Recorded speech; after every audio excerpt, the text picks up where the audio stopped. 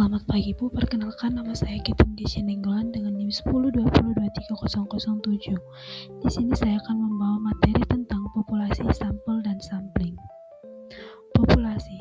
Populasi adalah keseluruhan objek penelitian atau objek yang akan diteliti, yang terdiri dari manusia, benda, peristiwa, atau konsep yang memiliki karakteristik tertentu.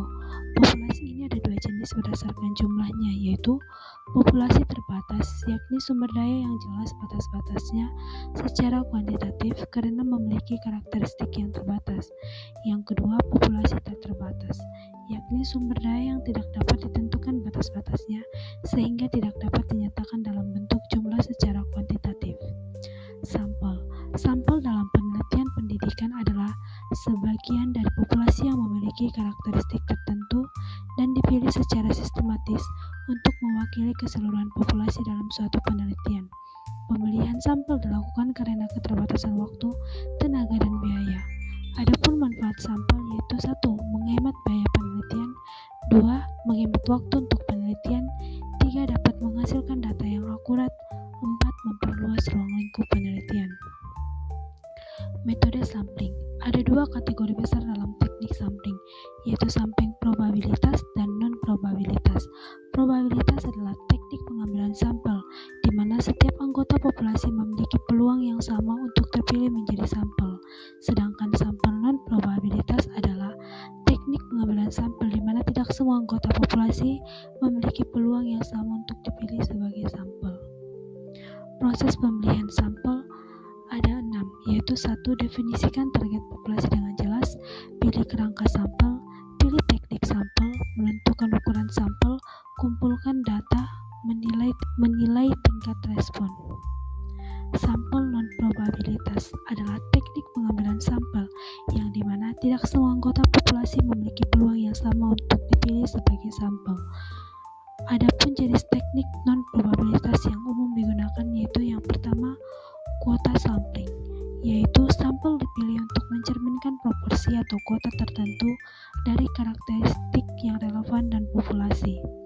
Yang kedua, sampling aksidental atau sampel yang tidak sengaja atau direncanakan, yang dikenal sebagai pengambilan sampel peluang adalah bentuk pengambilan sampel non-probabilitas yang melibatkan pengambilan sampel populasi yang dekat daripada ditentukan dan diperoleh dengan hati-hati. Yang kedua, purposive sampling, yaitu sampel yang dipilih berdasarkan kriteria tertentu yang relevan dengan tujuan penelitian. Adapun kelebihannya yaitu sampel yang digunakan dibutuhkan untuk penelitian. Kekurangannya, dalam segi jumlah, sampel yang dipilih tidak ada jaminan mewakili. Yang keempat, convenience sampling atau sampling kenyamanan. Sampel dipilih berdasarkan ketersediaan dan aksesibilitas mereka. Adapun kelebihannya yaitu dapat menggambarkan keseluruhan populasi, sedangkan kekurangannya perlu pengorbanan yang besar pada biaya waktu dan tenaga.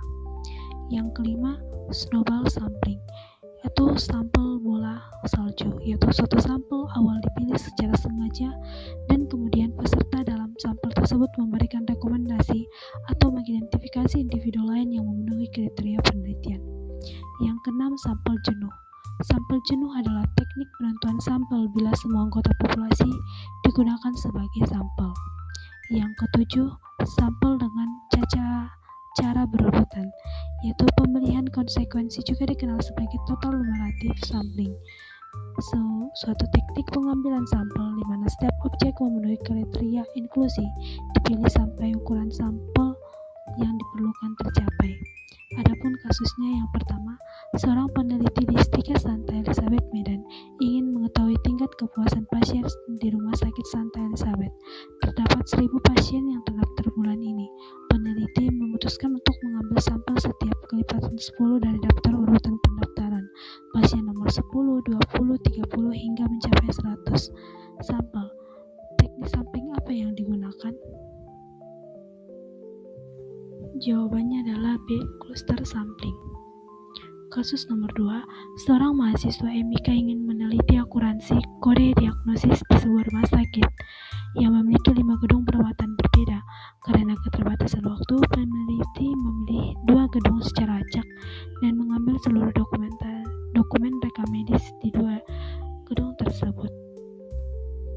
ini disebut sebagai teknik sampel? Jawabannya adalah B. Cluster sampling. Seorang peneliti ingin mengetahui prevalensi anemia pada ibu hamil di sebuah kabupaten. Populasi ibu hamil diketahui sangat heterogen berdasarkan tingkat ekonomi atau rendah, menengah, tinggi. Agar sampel representatif bagi setiap tingkatan ekonomi, teknik sampling mana yang paling tepat digunakan? Jawabannya adalah A. Proportional stratified random sampling. Baik, sekian pemaparan yang bisa saya berikan. Saya ucapkan terima kasih.